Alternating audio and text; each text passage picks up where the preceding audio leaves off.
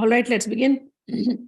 Om Ajnanatimmirandhasya Jnananjana Shalakaya Chakshurunmilitam Yena Tasmai Shri Gurave Namaha Shri Chaitanya Manobhishtam Sthapitam Yena Bhutale Swayam Rupah Kadamayyam Tadati Swapadantikam Vandeham Shri Guru Shri Utpad Kamalam Shri Gurun Vaishnavamscha Shri Rupam Sagrajatam Sahagana Raghunathanvitam Tam Sajivam Sadvaitam Savadhutam Parijjana Sahitam Krishna Chaitanya Devam Shri Radha Krishna Padan Sahagana Lalita Shri Vishakhanvitamscha He Krishna Karuna Sindhu Dina Bandho Jagatpate Gopesha Gopika Kanta Radha Kanta Namostute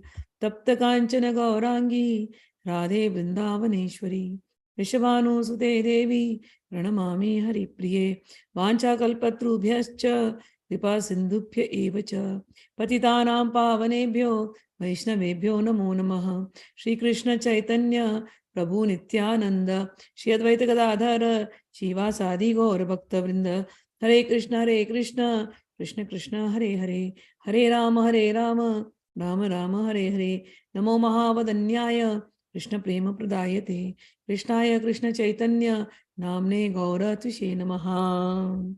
We are on chapter 3 Karma Yoga. We have done till 21 yesterday.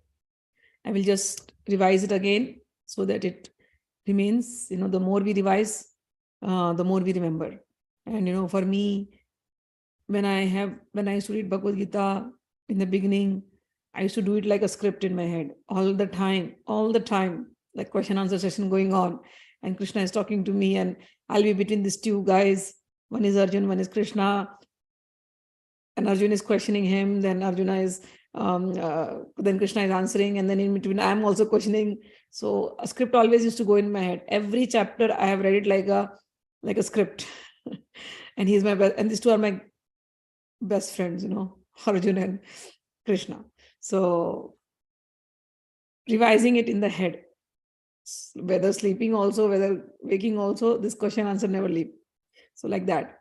So Arjuna is now standing and asking to Krishna, tell me, my dear friend, what am I supposed to do? You have confused me enough. I ask you a simple question and you just keep confusing. Tell me what am I supposed to do? And Krishna is like, what? I'm not confusing you. Where did I confuse you? You told me so many things I heard. You asked me direction, I'm telling you. Okay, anyways, let's start simply. There are only two paths. One is Sankhya Yoga, another is Karma Yoga. Easy? Okay. Let's go to the next one. Then Krishna goes on talking a lot of things. Karma Yoga. How should you do your karma? Karma, you should do it as yagna, as sacrifice. Sacrifice means what? Whom you have to satisfy by sacrifice? Sacrifice means satisfying Vishnu. So all the karmas that you are going to do it to satisfy Vishnu. And all the saintly people, what do? They partake of whatever is left over in the yagna. And what is the yagna that I'm talking to you now? Yagna means sacrifice. And what is the sacrifice I'm talking to you now? It doesn't mean doing the fire sacrifice. It means surrendering all your karmas, doing the right karmas for the pleasure of Lord Vishnu and whatever is left. And in that yagya, so this war, right now what you're doing, O Arjuna, the war you must do to satisfy Vishnu. Why? Because right now, what is the situation? Right now, there is irreligion. You are a fighter.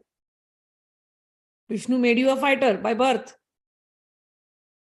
So, a fighter's duty is to protect dharma, to protect religion.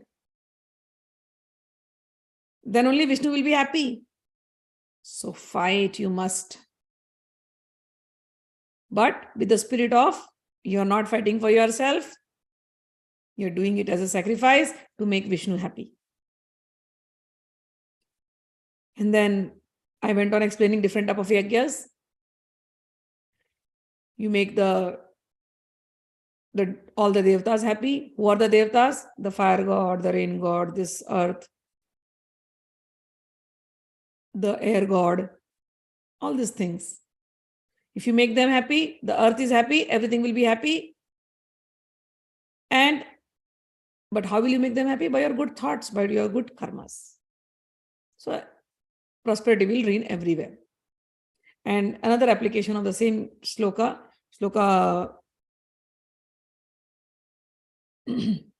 number 13. Yagyasishthina santo muchyante sarvakilbishe. Another application of the same thing was, we at home, we eat food every day.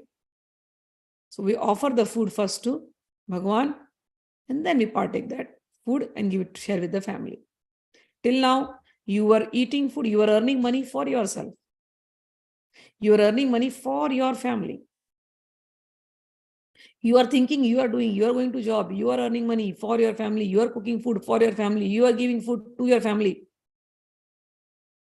Till now, the thinking is you are the doer, I am the doer.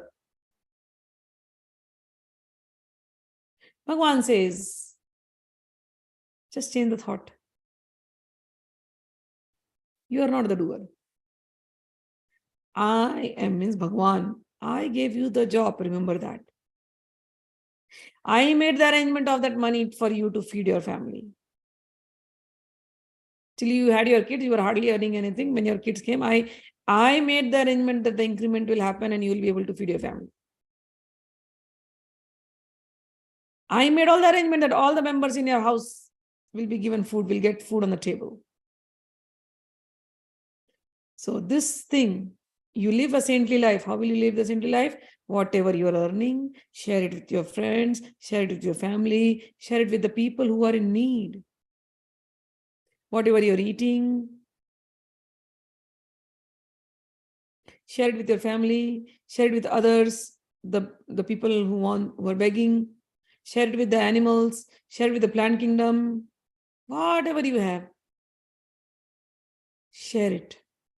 And then whatever is left, partake it. So to practically apply that, whatever food we make at home, first plate, you offer it to Bhagwan. Human beings don't just eat food. Human beings partake the prasadam. Saints of Vrindavan or anywhere else you go, saints have a different language for food. They'll never say khana khate hain. They'll never say khana khate hain. Let's eat food. They never say that. They say prasad paate hain. Let's partake the prasadam. Let's take the prasadam. So use that language. Prasadam means something which has come from Bhagwan. Okay. So, and then in 14th he said, Annat bhavanti bhutani parjanyad anna sambhavah yagnat bhavanti parjanyo yagnah karma samadbhavah. He says from that all living beings, they need food grains. How do the food grains grow? If there is enough rains. How will rains come? If there is proper yagya, sacrifice. And what are these yagya? This yagya is prescribed duties. So what are these prescribed duties? Where are they mentioned? Bhagwan answers in 15th shloka. These prescribed duties are mentioned in the Vedas. So one must understand the Vedas because the Vedas are spoken by Bhagwan himself. Brahmakshara karma brahmodbhavam vidhi brahmakshara samadbhavam. It has come from the mouth of Brahma himself. So one must understand the do's and don'ts and lead the Vedic life. And Bhagwan warns, if someone does not live a life like that, my dear Arjuna, one who does not follow in human life the cycle of sacrifice, the cycle of yagya, thus established by the Vedas, he certainly leads a sinful life. Living only for, what is a sinful life? One line. Living only for your senses is a sinful life. And such a life, Bhagavan says, such a person lives in vain. People, they become so self-centered.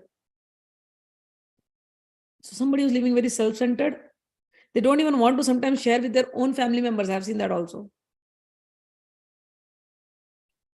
So here he's saying, don't live like that. Don't be self-centered. Don't be selfish. Live for others. So that when you live like that and surrender it to Krishna, when you live like that, that life is yajna, karma yajna. Okay. But for one, then he goes on in 17, 18, 19, 20 slokas, he goes on explaining the situation of a self-realized soul. A self-realized soul is always situated in the soul. He's detached from his body also. And because he's detached from his body, he's detached from all the relations of the body. And therefore, he's detached from all the actions performed by the body. So to such a person, he has no action to perform. His body is like a machine. It is going on. He is not attached to anything. No familial attractions, nothing. His mind graph does not go up and down. He is situated in the self. This path also you can follow. And he also gave example of King Janaka. That King Janaka, even though he was working, he was a king, but he was very detached from everything, even from his own body. So he says, if you like that path, become like King Janaka, you are a kingly person, fight. Be detached from this body and the bodily relations. Your duty is to fight. Your duty is to protect. Do that. And then he says, understand this, Arjun? 21st shloka, very important. Whatever action a great man performs, common men are going to follow that. So whatever he sets by his own exemplary act, all the world will pursue. So you set an example. And you look at me, he says then, 22nd shloka, O Arjun, there is no work prescribed from me. You all have prescribed duties. I don't have. I created the world. Within all the 3 planetary systems, nor am I in want of anything. Nor have I need to obtain anything. And yet, I am engaged in prescribed duties. Because if I don't do my duties, I will set a wrong example. And people will follow that. Bhagavan, like we were talking about leaders. Family members are like parents. Parents are leaders for their children. They're heroes. If father tells the kids, you should never lie. We get very angry when our kids lie with us, don't we? So fathers will usually say to their kids, don't lie, don't behave like this, don't do that. Father or mother, whoever. But as the kid grows, say, father just takes the kid to his shop, says, come sit here. And the kid just looks at his father. The whole day is talking on the phone to someone. And in his phone conversations, he's just casually lying. It is very common. I've seen it. Parents casually lying. And then they keep the phone down. And if they ask the kid, and poor kid must have done something in the school, and he knows that the parent, if the parent comes to know, the parent will get angry, and parent will be like, why did you lie? So the kid has this fear, that I should not lie, but he wants to hide something. Very, very childish, very kiddish. The parents know, but the parents will give a big lecture, do not lie. And then the kid just sees his parent on the phone, casually lying. What do you think? The kid is learning. Do not cheat. So the son is sitting in the shop, and then he goes on seeing his father cheating. If the father gets cheated, he'll get angry. If the laborers are cheating him, he will be angry on the laborers. But himself, he can cheat anybody. What do you think the kid is going to learn? Don't see movies, don't see movies, don't see movies. And the father himself, when he comes in the night, he wants to see movie 3 hours and then sleep. What do you think the kid will learn? Mother shouting, don't get angry, don't get angry, don't get angry. And the mother herself is like out of temper. What do you think the kid is going to learn? So Bhagavan, when he says, yadat acharati shreshthas. Acharati means whatever actions you perform, whatever you're doing, your behavior. If you have to set an example for yourself first. You have to walk in that path. You have to practice what you preach.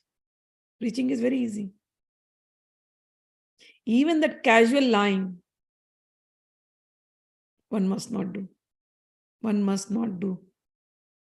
Especially in the path of spirituality. Always be truthful. Always be truthful. Do not fake it. Sat. Sat means truth. If you want to experience the Sat in your character, also the Sat, the truth has to be always there.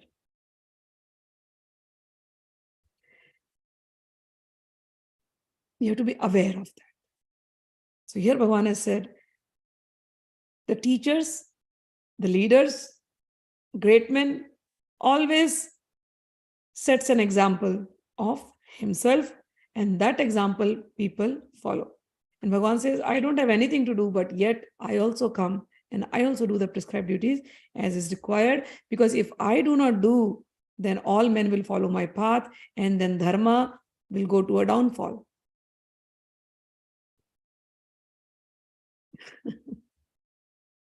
If I did not perform prescribed duties, all this world would be put to ruination. I would be the cause of creating unwanted population, and I would thereby destroy the peace of all living beings. So great men should realize this. Now he goes on talking about ordinary men. He says ordinary men, when they are working to get something. They don't have the knowledge. This Gita's knowledge now is being given to you. So understand, you are not in an ordinary class. Something Bhagavan has chosen you, and you are sitting here and you are hearing Bhagavan's word. So Bhagavan is wanting you to become extraordinary. Bhagavan is wanting you to become great. Till now, you are like the ordinary people. And what are ordinary people do? They will do their duties to gain something. So you understanding the knowledge that you have to work, but without attachment. So now you give the knowledge to people, but do not confuse them. Do not mislead them. First you practice. You practice. By your behavior, everybody else will learn it. You first practice.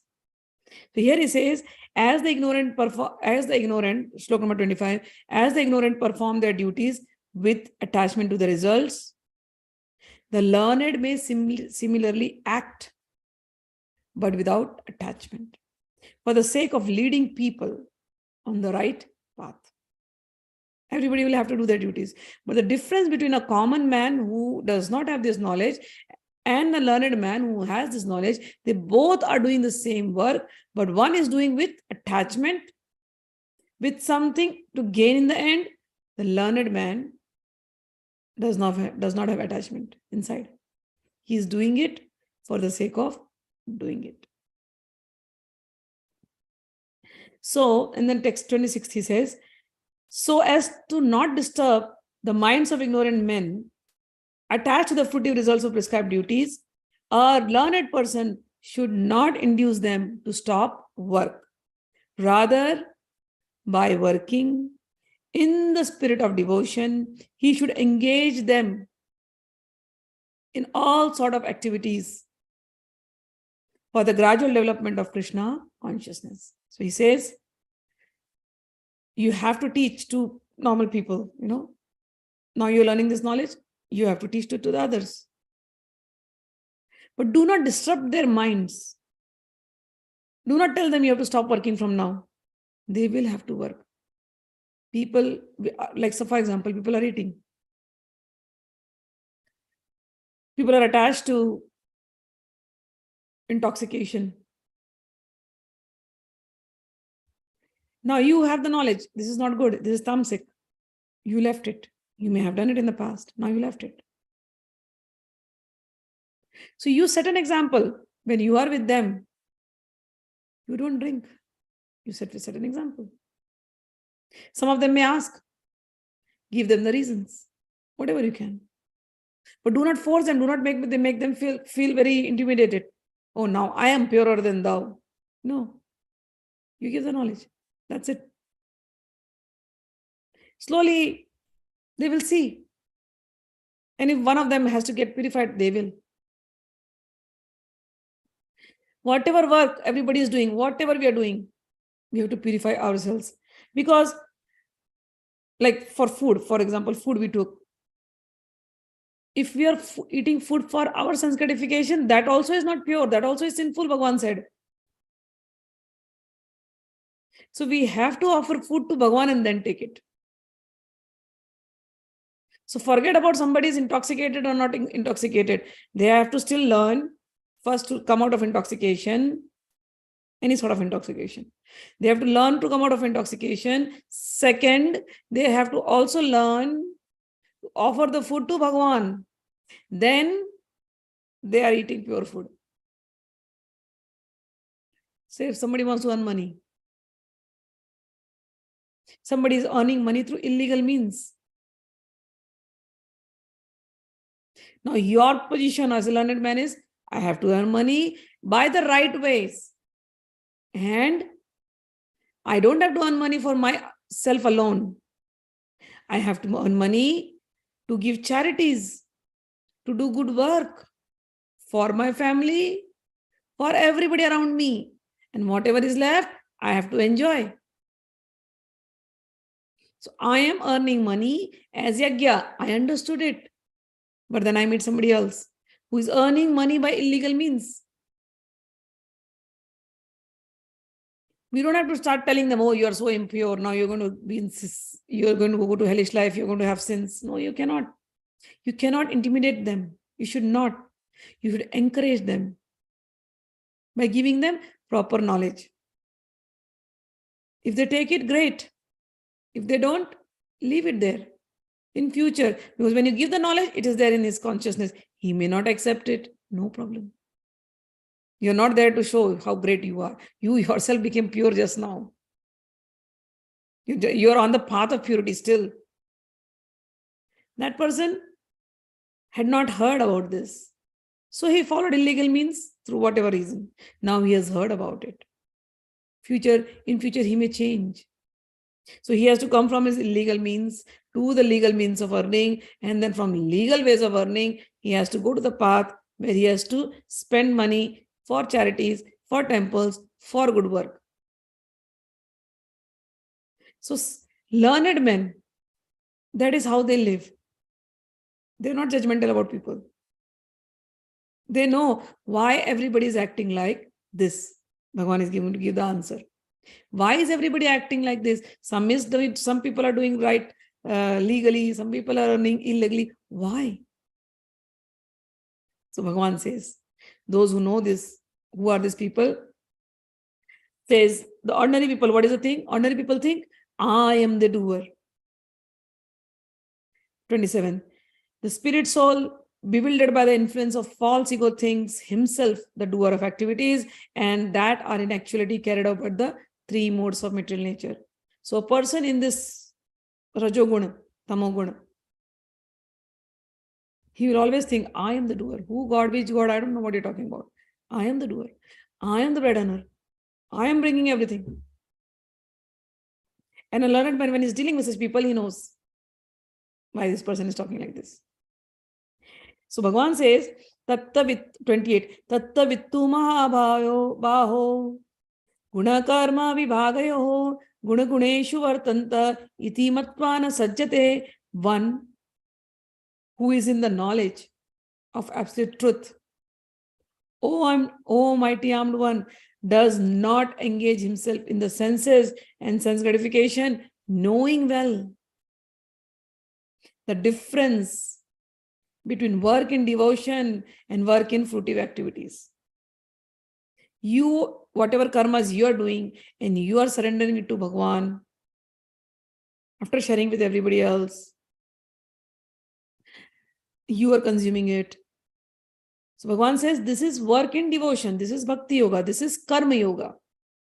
The other person does not know this. He is doing karma. He is not doing yoga. He is doing karma. But when you surrender it to Bhagavan, you're doing karma yoga. Bhagavan says in the 29th slok further, Prakriter guna sammuda sajjante guna karmashu tāna kritsna vido mandan kritsavinna vichaliyet. Bewildered by the modes of material nature, the ignorant fully engage themselves in material activities and become attached. But the wise do not unsettle them. Although these duties are inferior due to the performer's lack of knowledge, the wise person knows why is he doing it. Because he is the influence of the tamoguna or the rajoguna, mode of passion or mode of ignorance. So he is ignorantly doing it. So the wise person, when he works with this kind of person, the wise person only give the knowledge and try to bring this person out of this through gunas. Once the person is established in a mode of goodness, then things will become easy for him. You do not unsettle them. You do not make them feel very sinful. You make them understand differently. But for that, you have to understand differently. You have to understand it. You have to know they are working ignorantly. Help them out. So here, all these things which I said, now till here it was going like a Gyan Yoga. Bhagavan is saying, you must know what is the material mode of nature, why somebody is acting like this, and you are a learned person. You must not get carried away by this material modes of nature. You should always be situated in there. And so you must help others. Bhagavan is talking all this. We are here listening. Wow, Bhagavan. It is so difficult, but people come and behave so badly with us, so rudely with us. They are drunk, they'll speak something, they'll do something. And you ask us to not judge them. So difficult, Bhagavan. So difficult to even remember you as you are saying. All this Jnana Yoga that you spoke, wonderful, great. Arjuna is also listening. As I told you, the script goes on in my head. I'm always sitting in between these two. Arjuna is listening. Arjuna is like in the head thinking. So, yeah, I understood. But the same thing applies to the other part, When they did bad things, they were under ignorance. So now should I do the bad thing just like them? I'm not ignorant, I'm knowledgeable now. Should I also do the bad thing just like them? Bhagavan has to again and again make him understand. You are not doing it for you and them. As long as you, me and them, it goes on, there is still that I am the doer. Bhagavan wants him to understand now. Do it for me. Do it for me. Shlok number 30. Mai sarvāni karmaṇi sanyasya adhyatma chetasa nirashi nirmamo bhutva yudhasva vigajvaraha. O Arjun, surrendering all your works unto me with full knowledge of me, without desires for profit, with no claims of proprietorship, free from lethargy, fight. Now, this is applicable for all of us. This is easy. Bhagavan says, you are living in the world. I understand you have to deal with so many things, so many people, so many situations. It is very difficult for you to be always very careful. So what? You have to fight. Leave up all the lethargy. Fight. But with what attitude? With two things. Do not desire for profit or no expectations from what you're doing. Second, no claims of proprietorship. These are the two attitudes you must develop. And the third thing you have to do is surrender all your work unto me, Bhagavan Sri Krishna. That's all you have to do. So this is for us, practically applicable. We are living in a world. The world is a war place for us. Every day, everyone is fighting some war somewhere. Bhagavan says, you have to do those. Do it. Surrender it to me. Do not disturb yourself with what is going to happen in the end. You do your work. That's it. Whether by doing, because everybody does a work to gain something. He says, do not think of all that. Because if you don't gain it, if you don't get the desired result, then you become depressed. Bhagavan, he says, come out of that. You are doing you thought something good you will achieve by doing this action. Just do it. And surrender it to me. Bhagavan, I did it. Now I surrender it to you. That's it. And then if something bad happens, if the desired result is not achieved, do not feel sorry about it. No. And then if you get also, do not think I am the doer. Don't harbor the sense of proprietorships. Oh, I did it. I achieved it. No. I did my duty. If something happened, Bhagavan gave me the good result. If something bad happened, it is still good, Bhagavan's desire. That's it. Give it up. Do not disturb your mind. And this way you fight. Arjun, do this now. And then he says, this is my opinion. This is my strong injunction. Ye me matam idam nityam. This is my mat. This is my injunction. Ye me matam idam nityam anutishtanti manavaha. Those who understand this point of mine, this opinion of mine, this is my injunction of mine. They say, Shraddhavanto anusuyanto muchyante api karmabhihi. Those people who have Shraddha, who have faith in my words, those people will be free. Muchyante. Those people will be free.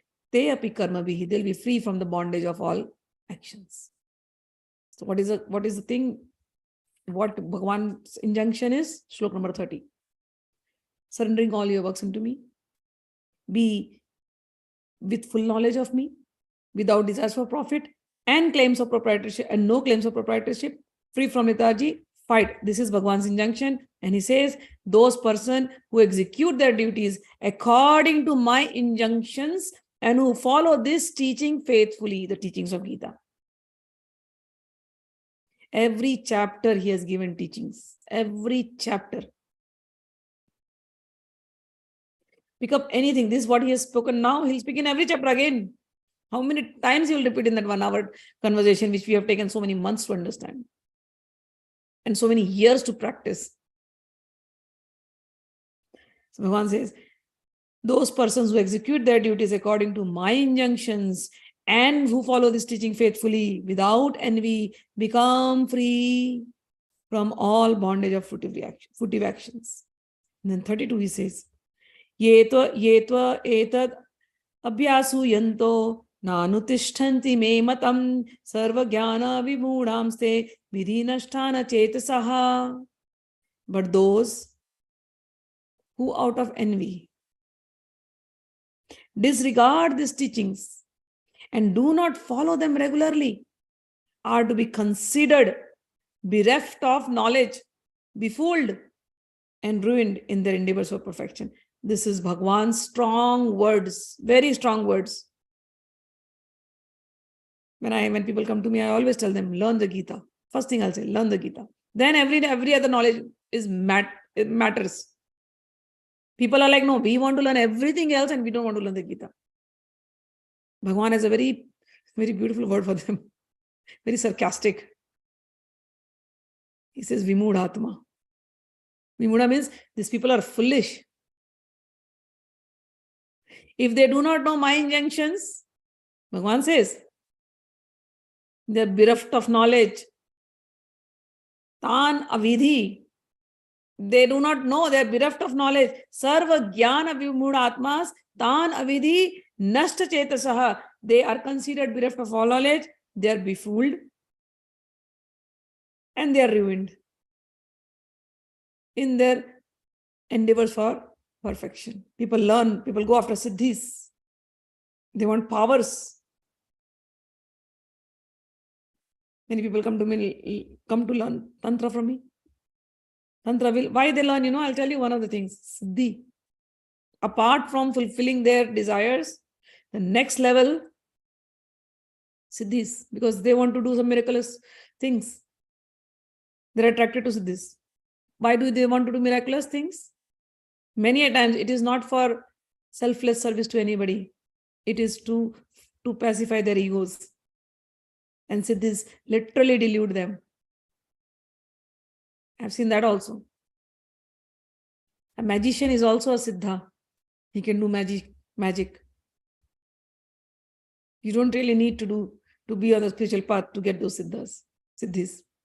You are already blessed. It is already always there. But if you don't have the knowledge, the siddhis will befool you. This is what Bhagavan is saying. If you have the knowledge, then you know how to control them and where to apply. If you don't have the knowledge, the ego will go on increasing and you will ruin yourself. So you may know everything else, but if you do not know the knowledge of Gita, the other knowledges will befool you. This is what is said here. It is a very strong statement from Bhagavan. Many times when we hear, it conflicts. We don't like to hear such words. But Bhagavan is not fearing anyone. Bhagavan does not have to appease anyone. Bhagavan speaks the truth, nothing but the truth. Our ego may clash. Our little ego may not want to accept what Bhagavan is saying. Oh, that means these many years, people have lived 50 years of their life and maybe 20 years, they must be chasing all these different books and trying to get siddhis. And when you tell them, no, Bhagavan is telling this, don't go after siddhis.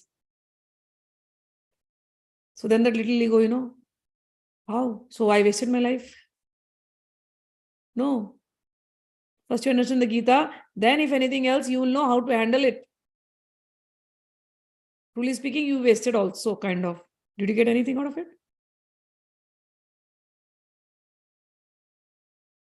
People, when I tell them, read Gita, they want to read everything else, other books. I'm like, no, put your time here. Then read anything else. You'll understand it. Because now you will be developed to handle. First thing Bhagavan says, Sthirmati. Your mati is not sthir. Sthirmati means mind. Be very, peaceful. You're not peaceful. How will you learn? So Gita, every shloka, every chapter, Bhagavan will say the same thing in different manner. So here he is again saying, follow my injunctions. If you do not follow my injunctions, you are befooling yourself and you are ruining everything. You may think you are very knowledgeable, but let me tell you very clearly, Bhagavan says, you are sarva jnana vimudhatma. You are bereft of knowledge. And then Bhagavan says, goes on saying 33, even a man of knowledge acts according to his own nature, for everyone follows the nature he has acquired from 3 modes. What can depression accomplish? There are principles to regulate attachment and aversion pertaining to the senses and their objects. One should not come under the control of such attachment and aversion because they are stumbling blocks on the path of self-realization. So in Shloka number 33 says, 33, 34, I'm going to read the Shloka because I like to read the original. Sadrisham cheshtate swasya prakriterjnanavanapi prakritam yanti bhutani nigraha kim karishyati. He says knowledgeable person, when he's knowledgeable, even he will sometime behave as per his nature. Everybody has a basic nature. Anger, like somebody has an anger. Anger is a nature, it will come. He's hard-coded. It's in him because of the increased rajoguna. But one must know, a knowledgeable person knows, okay, I have anger and this is rajoguna and I must be able to regulate it and control it. Anger is like fire. I should know where to apply it. Fire, we know how to make it low, medium, high. So similarly, anger is a fire. I should know how to and where to apply it. I should not burn myself with anger because this is rajoguna. If I got angry, what are the effects of it? I should know. Why did I get angry? I should know. So a person who has this knowledge, he also has a base nature, and because of the base nature, he will behave in a certain manner, but he is aware of that, and then he starts regulating, and then he starts changing his nature and establishes himself into the sattva-guna, and then finally a divine person, a transcendental person is beyond these gunas. Nirgunatit. Bhagavan had said, Nistra guna bhava Arjuna. So one must attend. So the jnani. Now we are till chapter 6, the focus is on the jnani. So Bhagavan is only focusing on jnani. So he's explaining that. And now he says, even the man of knowledge has a basic nature and he will behave accordingly. So what you must do? He says, Indriyas arthe raga dvesho vyavasthito. Tayorna vasham agaccheto hasya paripanthino. He says, one must regulate their senses. Because these are the reasons why you get rag and dvesh. Rag means attachment and aversion. So what happens is, say you're on the path of, you're a knowledgeable person. You're understanding Gita, but you have this thing called anger. From where is anger coming? A knowledgeable person will think, from where did the anger come? Why did the anger come? If you like something, you want that thing to come more and more to you. That is called attachment.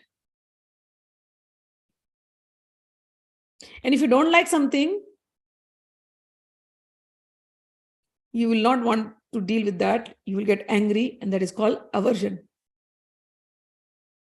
Both this liking and disliking, attachment and aversion, rag and dvesh, both are like seeds that you're sowing in your consciousness. So when you're on the path of learning, now you have understood. These two things are happening to me all the time. You start acting upon them. Why did it happen? Because of my nature. I must change my base nature. I must go beyond the three modes of nature. So a jnani, a self-realized person, will go beyond the three modes of material nature.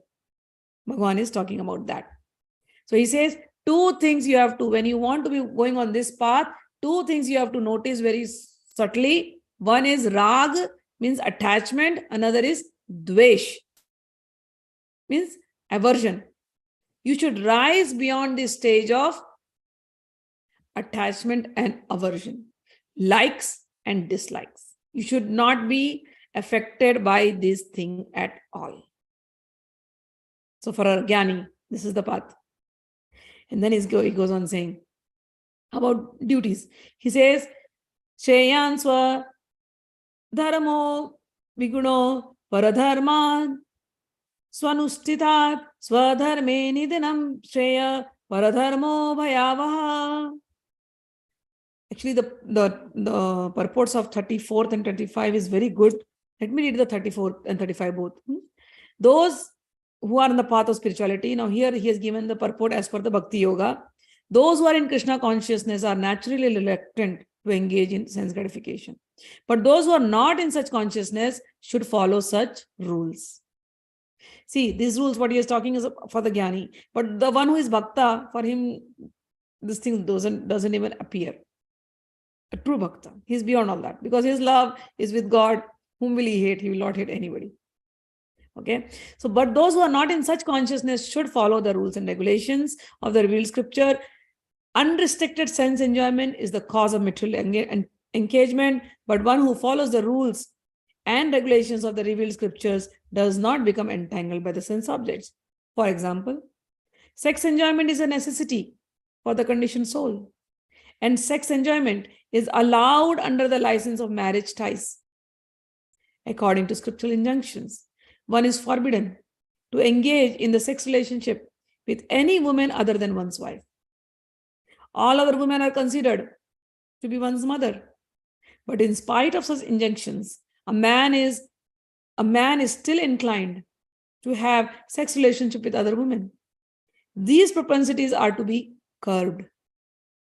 Otherwise, there will be stumbling blocks on the path of self-realization. As long as the material body is there, the necessities of the material body are allowed, but under rules and regulations. And yet we should not rely upon control of such allowances. One has to follow those rules and regulations unattached to them.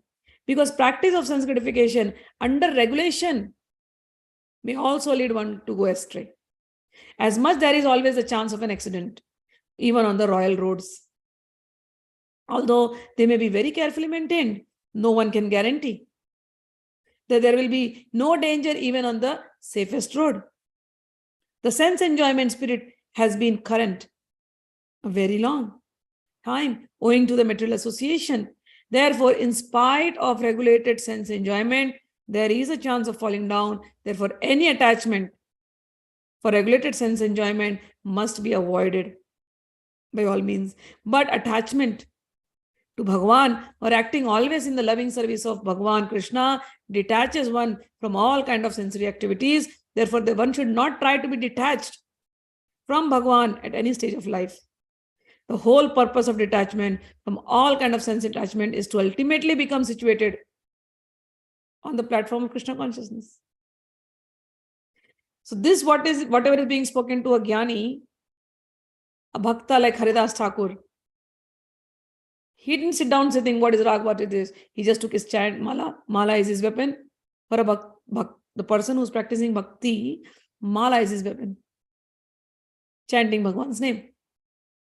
Haridas Thakur was just chanting Bhagwan's name. 24 hours, 2 hours of sleep only. And to test him, they send a prostitute.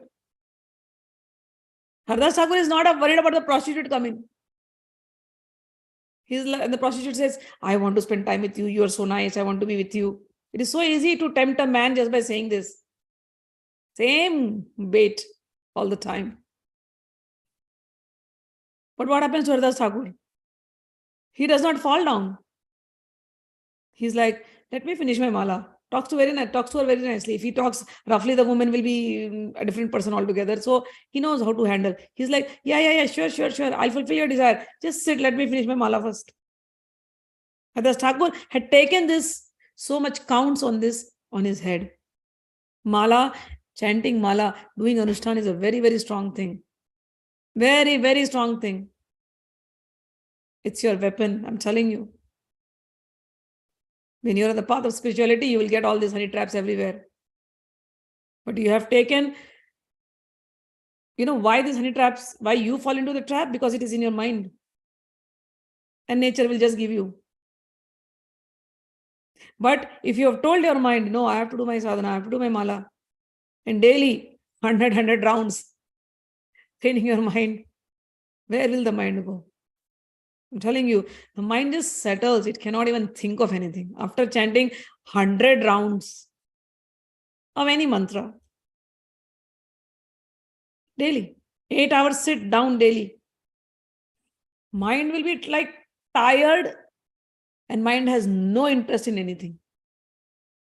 Then nobody, whatever come, no matter what people come around you and sit and talk, they may talk, but you will be untouched. But if you have not trained your mind for sadhana and puja and mala, chanting, you will be attracted to a lot of things. The attraction has come from external, but actually the thing is inside you. So that is why for a person who is on the path of bhakti, we strongly tell them, chant, chant, chant, chant, increase your count daily. And then you see the difference. If you leave your mala, there's chances of falling down. Haridas Thakur didn't fall down. So the prostitute comes. Haridas Thakur is like, let me finish my mala, then I'll talk to you. She sits whole night watching him. And this guy is Hare Krishna, Krishna Krishna, Hare Hare, Ram, Ram, Ram, Ram, Hare Hare, Krishna, Krishna, Krishna, Hare Hare, Ram, Ram, Ram, Ram, Hare Hare. He's so lost in his chant. A beautifully dressed woman standing in front of him, making so many advances, trying to hit. Nothing is happening. She comes next day. She's very angry this day. Oh, he's just ignored me. Next day she comes again. Again, he's like, I'm sorry, yesterday I took a long time. Today I will try, but let me just finish. You'll sit. This time she sleeps. Again, morning happens, she goes. Third day again she comes. She sees that this person, how much is he engrossed in it, in his chanting. She falls at Haridas Thakur's feet. She's like, I'm so sorry. Whatever I did, anybody else would have just fallen. Trap. But Haridas Thakur, please forgive me. I was sent by people to trap you. But the way you are chanting, if you think, I am worthy enough, I have a very sinful life, you know it. But I really want to change myself. Can you please initiate me? Haridas Thakur initiates her in Hare Krishna Mahamantra. She shaves her hand and becomes a sadhvi and lives a beautiful life after that. Done. Her work is done. She's cleaning herself now. All the actions of the past is going to go away. She's cleaning herself. She'll die in that consciousness of God, chanting God's name. That is very important.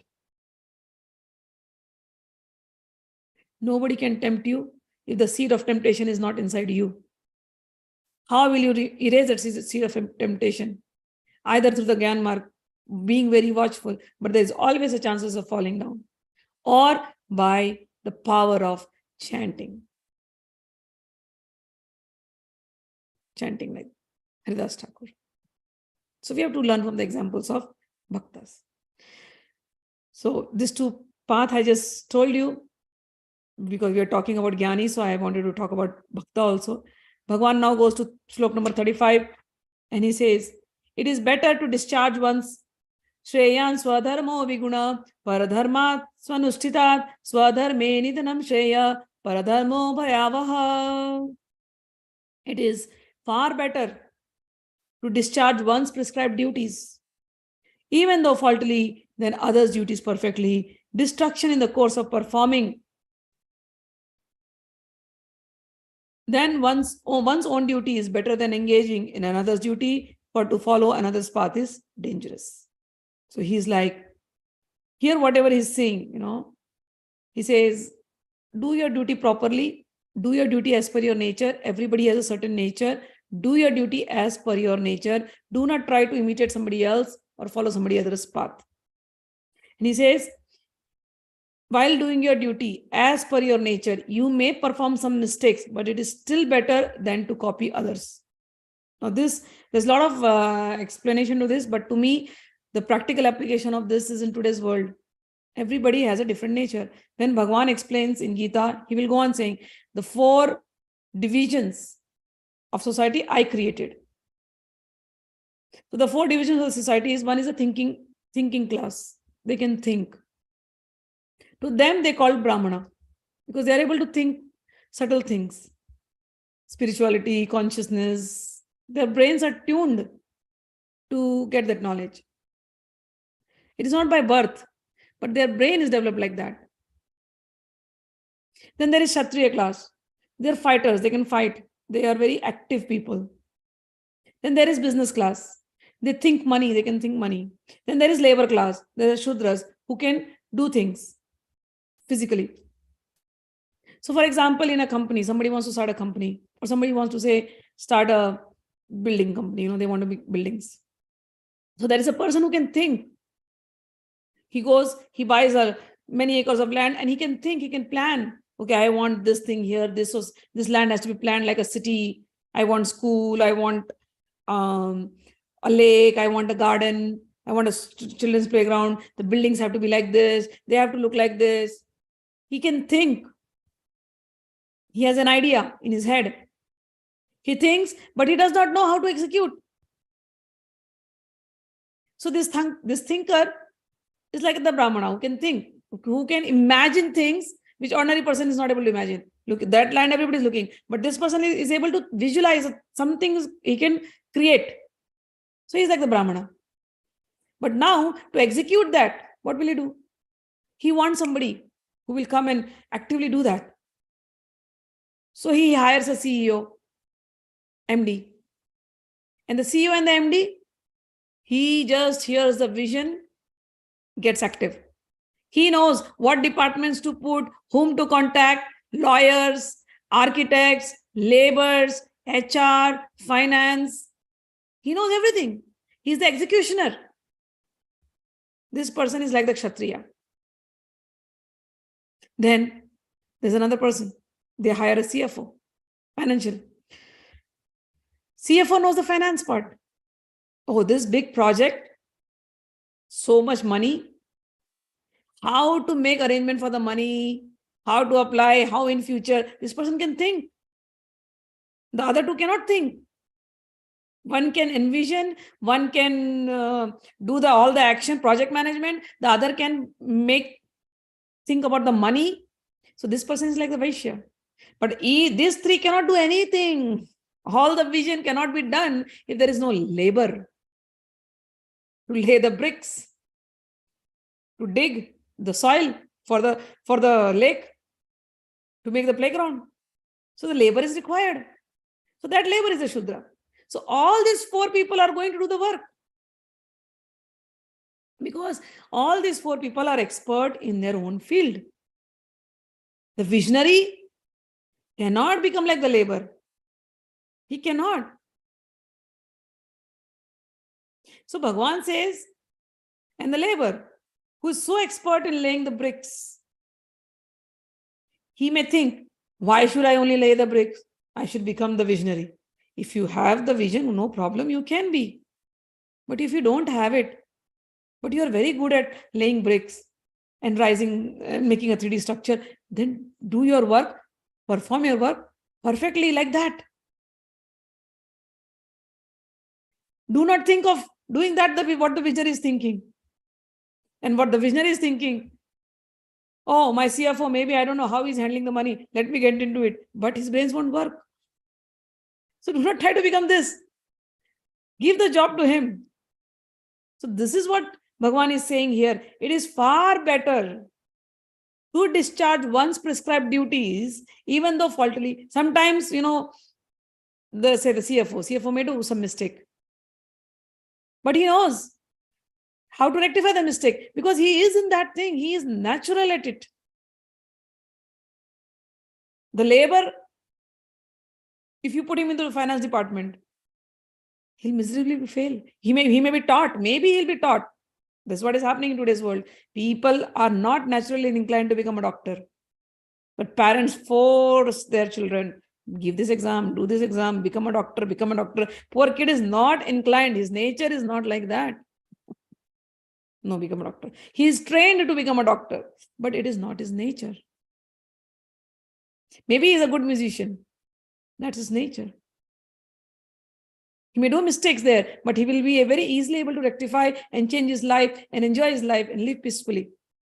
But you force him to become a scientist, become something, he'll do it, but it is not his nature. So Bhagavan says, when somebody is living like this, as it has happened in today's life, then it is very dangerous. We see that. So many children committing suicide because they're not able to meet the expectation of the parents. Because they don't have the nature. So Bhagavan has telling this in Shloka number 35, it is far better to discharge one's prescribed duties, even though faultily, than others' duty perfectly. Distraction in the course of performing one's own duties is better than engaging in another's duty. Now, this is the thing he's trying to tell to Arjuna. Arjuna, you're a Kshatriya. And you're talking like a Brahmana right now. You want to go and become a Brahmana? You're not that by nature. You can be. I know you have the quality. I know you have it. But your dominant quality is to fight, to protect. That is your dominant factor in you. That you're born in a family which is kingly, which is royal.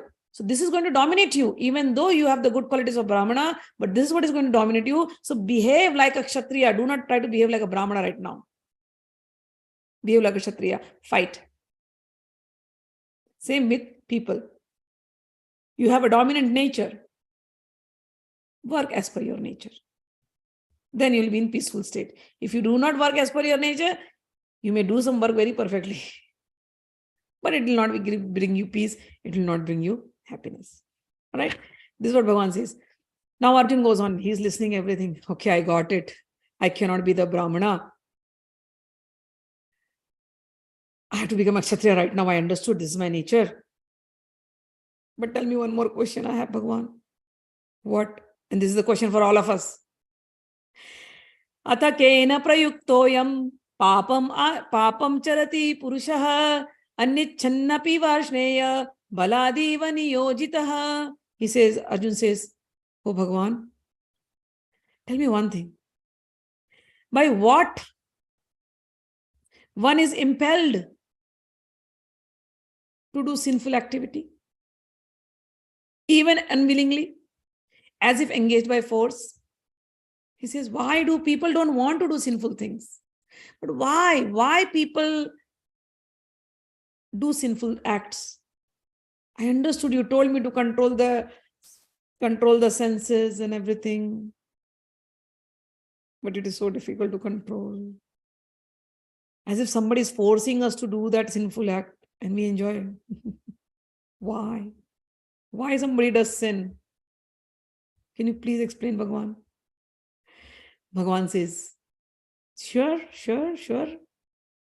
Kamesha krodesha rajoguna samudbhava mahashano mahapapma videyenam iha vairinam.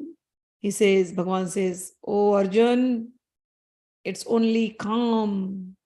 Calm, here the explanation is given lust. English word they have given lust. But when I say lust usually goes to physical desires, right? Now, or temptations, man woman temptation is normally taken as lust.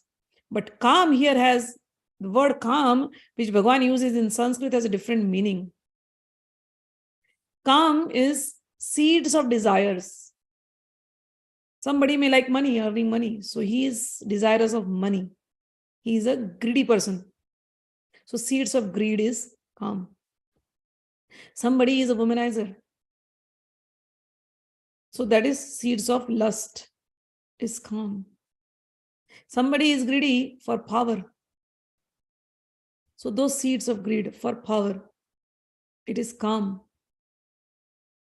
Somebody is greedy for appreciation. Those seeds of greed for that appreciation, that is calm. So calm is a very big word. We have all those seeds stored in our subconscious. So Bhagavan says, if those things don't get fulfilled, calm means desires, in general desires. If those desires don't get fulfilled, you become angry. And those desires lead to anger, and anger leads you to anger or frustration. And those will lead you to sin. But from where are this anger and this desires coming? He says, desires is coming when there is an increase of rajogun. Rajogun means mode of passion. When you become over passionate about things, over passionate of becoming powerful, over passionate for becoming rich, wealthier, over passionate for womanizing, over passionate for other things. So Bhagavan says, it is lust only, Arjun, which is born of contact with material mode of passion, rajoguna, and later transformed into a wrath or anger, and which is the all-devouring sinful enemy of the world. And he goes on saying, as fire is smoke is covered by a smoke, as mirror is covered by lust. As mirror is covered by dust, or as the embryo is covered by the womb, the living entity, us, all of us, human being, is similarly covered by the different degrees of this lust.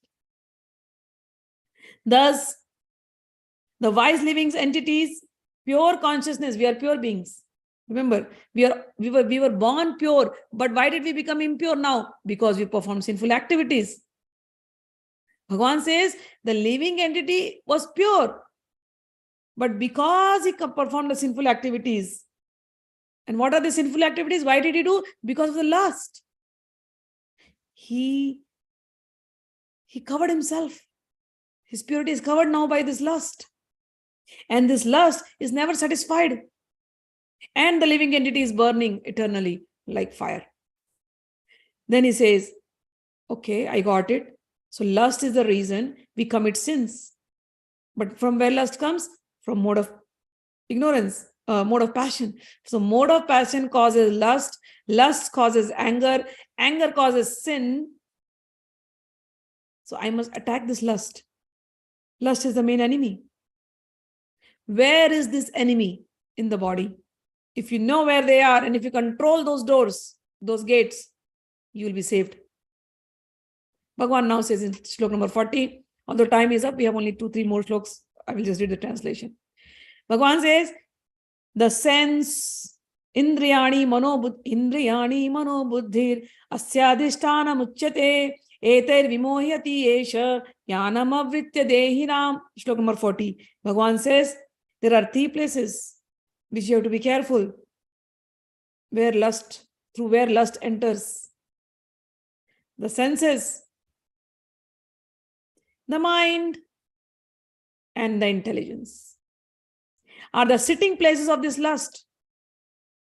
And once the lust enters, this lust covers the real knowledge of the human being and it bewilders him. What is the real knowledge? Real knowledge is I'm pure being. I'm pure soul. This is the real knowledge. This is covered because of the sinful tendencies. From where did it enter? Because of the lust. Where did the lust enter? It entered from the sense organs. It entered into the mind. Intelligence is now covered. Done. Get into sin now. Therefore, O Arjun, best of the Bharatas, in the very beginning, curb this great symbol of lust, curb this great symbol of sin by regulating the senses. Control the senses. This is the door. Control the senses and slay this destroyer of knowledge and self-realization. So you want to move on this path, destroy this lust by controlling the senses.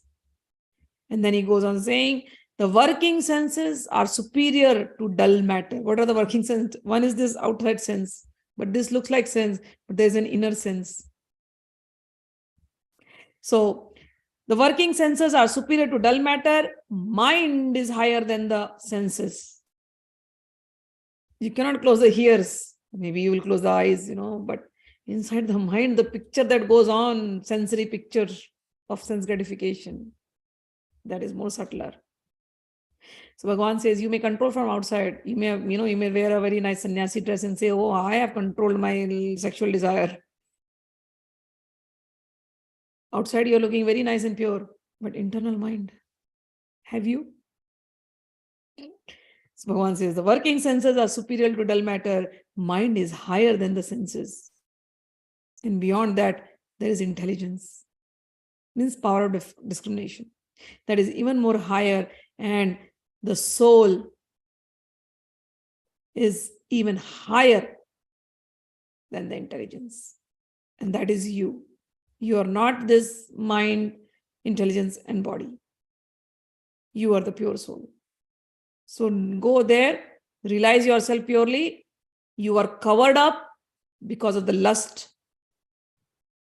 Slay that lust by controlling these three places: your senses, your mind, and your intelligence.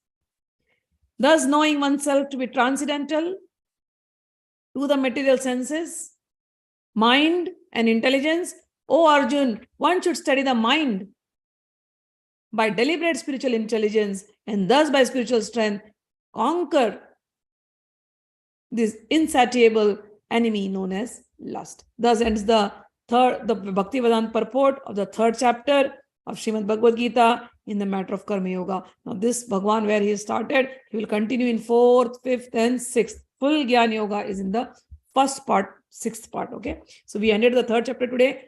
I will give you more explanations as we go in the 4th chapter. Let me see your comments and questions and we can end. From Rinku Basu, सब आत्मा है, हमारे पिता भी आत्मा है, तो ये पितरों का उल्लेख माँ करती है, ये मेरे समझ नहीं आ रहे। कृष्णा सबको जनक है और माँ ललिता सबकी माँ है, तो क्या ये दो भाई बहन मिलके पूरा सृष्टि बनाया है? तब शिव का क्या रोल है? सृष्टि बना 3, अब ये अलग क्वेश्चन है आपका, ठीक है ना? सृष्टि बना 3 रोल, सृष्टि में 3 रोल चलता है ना, तो एक होता है जन्म देने का, तो वहां पर माँ बन जाती है सरस्वती, मतलब ब्रह्मा के साथ, ब्रह्मा के साथ सरस्वती ज्ञान दे करके। फिर सृष्टि का पालन होता है Vishnu, sorry I will speak in English. So original पर Brahma and Parashakti, all these relations of brother, sister, we are doing it in our world to understand it, okay? But originally, these are 2 spiritual beings in one. I always give this example of the chana, the garbanzo bean. Always when these questions comes in your head, get the chana in your head. So 1 chana, garbanzo bean. How the shape is. So half is Shakti, half is Shiva, you say, or half is Parabrahma, or half is Shakti, you say. Parabrahma, Parashakti. So from 1 chana, 1 sprout comes. So male energy, female energy, in that chana itself, it's sprouting. So what do you call this chana? Husband, wife? 1 chana, half is Parabrahma, half is, chana shape, right? You remember the chana shape. 1 is Parabrahma, 1 is Parashakti, and from there comes one sprout. That means a baby of the chana. So what is the chana? Husband, wife? Till now they were chana. Now are they husband, wife always joined together? Something sprouted. Okay, then one thing sprouts and from that comes leaves, and from that leaves comes more chanas. The garbanzo beans. So these more chanas that came, are they brother, sister? Are they husband, wife? Are they your family? What are they? Every chana will then give more chanas. More children. Chanas mean children, right? So every chana is giving more chanas. So are they related in a relationship the way we relate a human being? Us human beings have complicated everything. Getting it? So original Jnani thinks like that. So Parabrahma, Parashakti, they can be called as Krishna Radha, they can be called as Krishna Lakshmi, they can be called Vishnu Lakshmi, they can be called as Shiva Shakti, different names.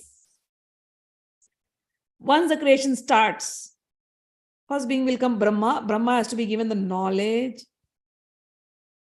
to create the world.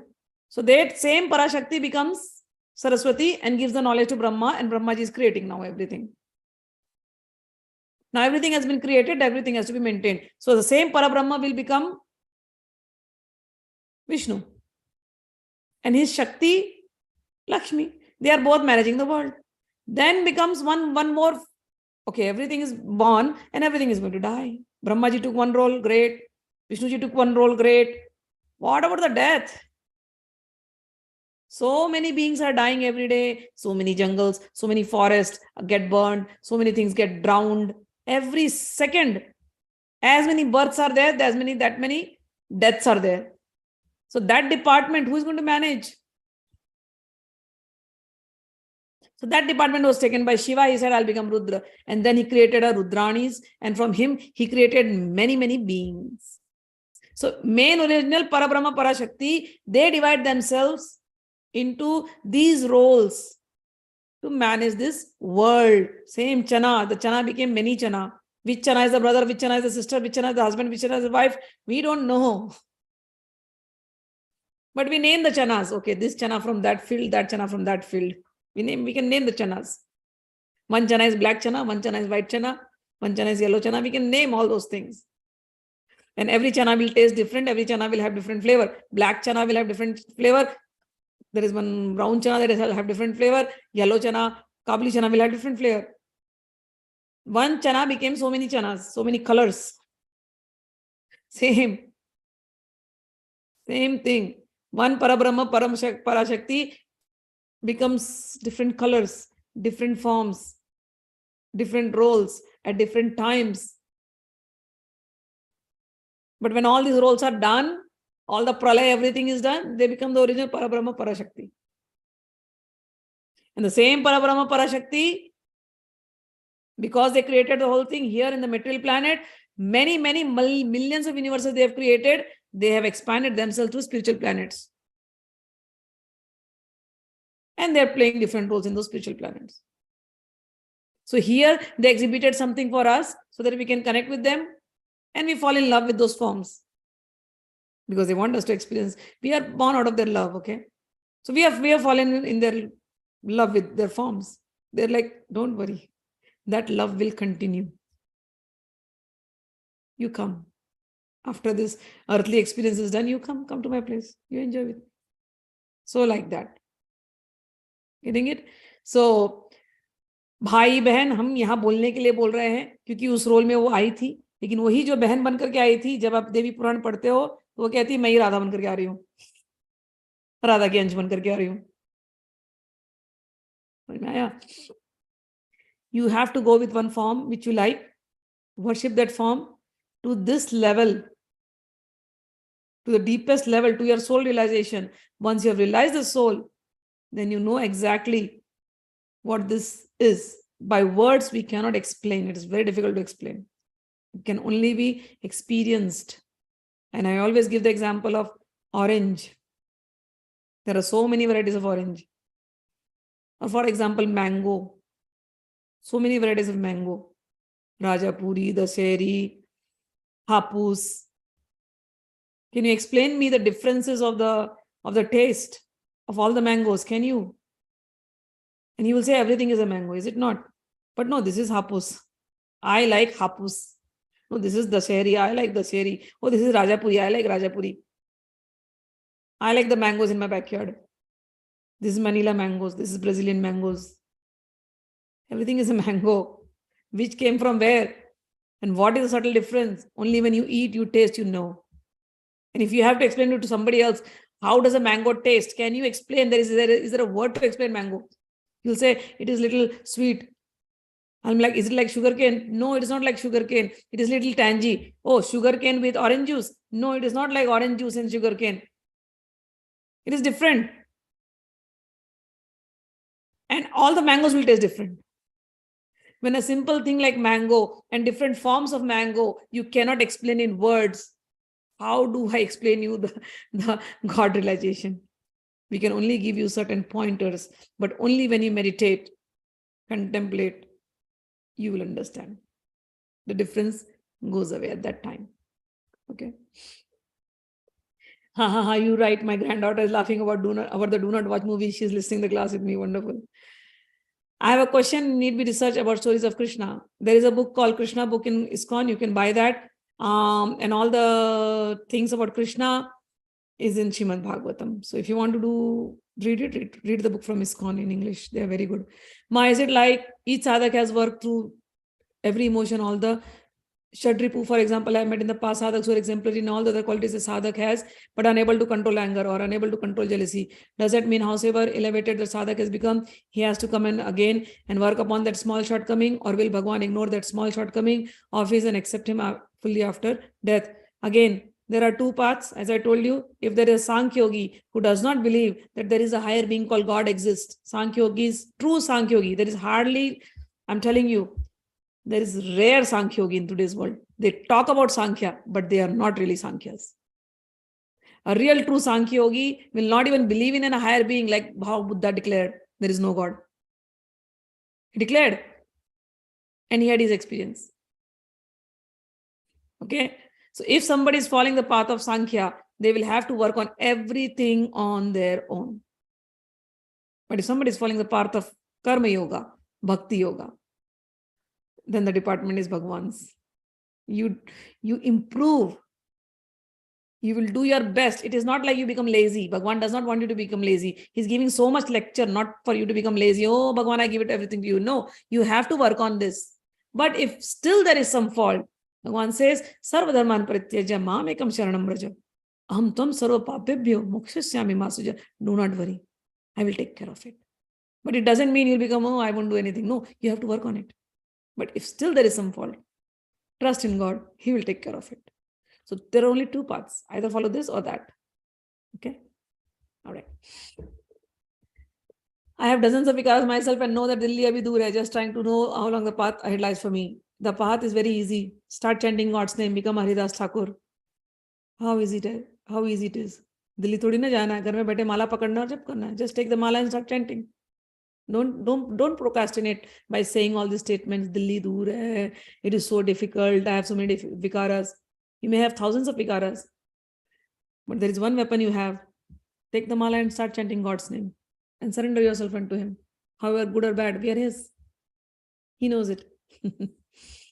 Shri Krishna has 16,000 wives. Correct is Krishna, and 16,000 nadis, total of different types in right half and part of the human body. Both understanding are right. He also had 16,000 wives, and you can also understand in the form of tattva. Pranam ma, no expectations, return to our doing work is very difficult. What will motivate to do good in day-to-day affairs? Whatever it is, surrender it to God. That is what you have to do. Whatever you have done, surrender it to God. Whatever I did today by my mind, action, and speech, oh my dear God, I surrender it to you. That's all you can do. Okay? There's no expectations, rag or dvesh. This is for jnanis. And this marg is, and this way is very tough. So it's very difficult, I understand. However you are God's, surrender yourself to God. And then what? Okay. And if someone is doing wrong again and again, how to accept that it is Krishna Ichcha and accept what small steps can we take to regulate the Rajo and Tamoguna. Nimisha, you will know more as we go into the 6th chapter and the 12th chapter. But if someone is doing wrong again and again, first step, you talk to them, tell them. If you can handle things by negotiating, that is your karma. Great. If you cannot handle things by negotiating, go away from that place. If you cannot still go away from that place, you're like tied together. Then it is 100%. There is some karmic exchanges between you and that person. It is by God's ichcha only. Work that karmic exchange. How will you work it out? Forgive him or her and beg for and ask for forgiveness from him or her. Do not harbor any ill or hated feelings towards that person. This is how you live. And all these things, as you go in chapter 12, you will understand more. And I've explained it in the past lectures also, but God will explain in every chapter the same things. So how will we go in Rajaguna and Tamoguna? By surrendering yourself to God. Bhagwan will answer in 4th, 5th, 6th again. 3 gunas are up and down for our foods, and we are listening and seeing in practical. Yes. But Bhagwan will explain more about this in 16, 17. By that time, you will understand everything. Ma, how to nullify our past deeds? Sarva dharman parityajya mam ekam sharanam vraja. Surrender yourself to Sri Krishna. He will help you nullify everything. By touching, eating, what we watch, read, everything, in sabko sanskar banta hai. Yes. Here, swadharma meaning kriya yoga, breathing of kriya yoga, sadhana means focus on yourself, not to others. You can do that also. But here, main thing, Bhagwan has not spoken about any kriya or anything. Understand what Bhagwan has said, word to word as it is. He is not speaking of any kriya. He is saying, whatever you do by your mind, action, and speech, that is kriya. He is not talking about pranayama and all those things. He's not talking about method and methodologies. He's saying, whatever actions you're doing by your mind, action, and speech, surrender it to me. Do not be attached to them and surrender your sense of proprietorship into me. Learn the shlok number 30, 31 again. This is what he's telling. There is no meditation technique here. He's asking you to surrender. That's all. That is kriya. Got it? Swadharmo sandesh by kriya, control by a four. We'll talk about all this in chapter 6. We get the stool body, pran, guna, chaitanya, kundalini shakti, a small part of mahadi shakti. All of this as we enter chapter 6. Then, but sincerely listen to the chapter 6. Whatever you have heard from other places. And Bhagavan has told, if you do not know the Gita, whatever knowledge you have heard from other places is still incomplete. So learn the Gita first. And 6th chapter, do not miss even one lecture. 3rd, 4th, 5th, 6th. And then whatever you learn, apply it on the stool body, on the prana, on the gunas, everything. And then you will understand whatever it is. Okay? So that's what it is. So we'll end up the class now and we will see you next week, Monday. Have a good weekend, everybody. Jai Mahalita, Jai Shri Krishna. Hari Bol.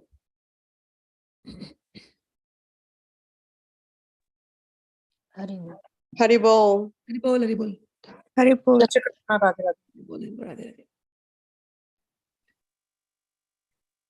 I told you, Rinku, surrender to God.